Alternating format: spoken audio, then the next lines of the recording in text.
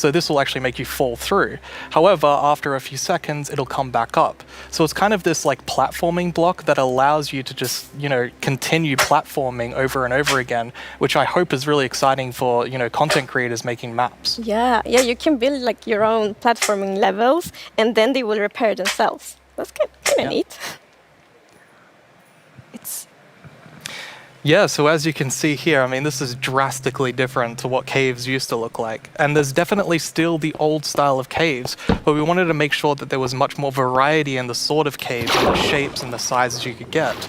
And even here, you can see that there's some water underground. Yes, so we actually added something we call local water levels. So in one cave might find like a cave lake, and another cave might not have that one. And this also means that we get naturally generated waterfalls, which is so pretty. And it also kind of gives like new ways to traverse the underground. You can actually go cave rafting. Yeah, so you'll see in a bit that our player here will actually use a boat to raft. And that is just such an exciting opportunity to be able to traverse the caves in a very different way than you used to. Yeah, we were playtesting, and then one of the devs like, look at this, it's so fun, and all of us just started to go with the boat on the waterfalls. It was a lot of fun. So another thing to note here is that you could see that a lot of the ores were actually glowing. Different atmospheres, but it's still the same biome. So we're really going to have lots of variation underground now. Dripstone Caves biome. And whenever I think about the idea of a cave update, the image of stalagmites and stalactites comes into my head. But adding these are pretty difficult. It's a very unique shape that Minecraft isn't really accustomed to. But I think the way that the artist put it into Minecraft works quite well. And of course, there's some mechanics surrounding this. So you can see that someone destroyed the block up the top, and so the dripstone fell down. And also, unfortunately for this zombie here, if you fall, we can actually see that it's basically this growth. And this is called the skulk blocks. And one of the blocks is called the skulk sensor. This is the new redstone block. As you can see, when you place or destroy a block, or if you have footsteps, and as you can see here, I walked next to the skulk sensor, and it's actually kind of doing an infinite loop where the piston is causing a vibration, and then it's activating the skulk sensor and going over and over again. But here, I've actually put a wool block in between the piston, which prevents the signal from going to the skulk sensor. This can allow you to even do sort of directional skulk.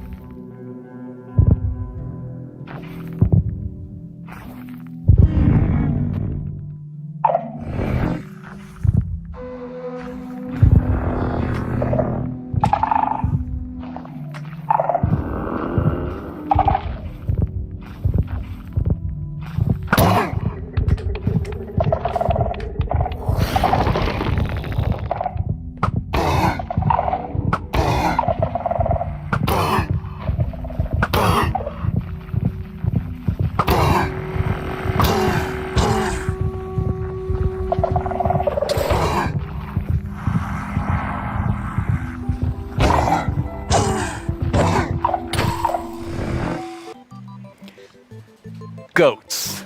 They're both mischievous and adorable at the same time. As you can see, they live on the mountains, and if you aren't careful, they might knock you off. They also have excellent jumping skills.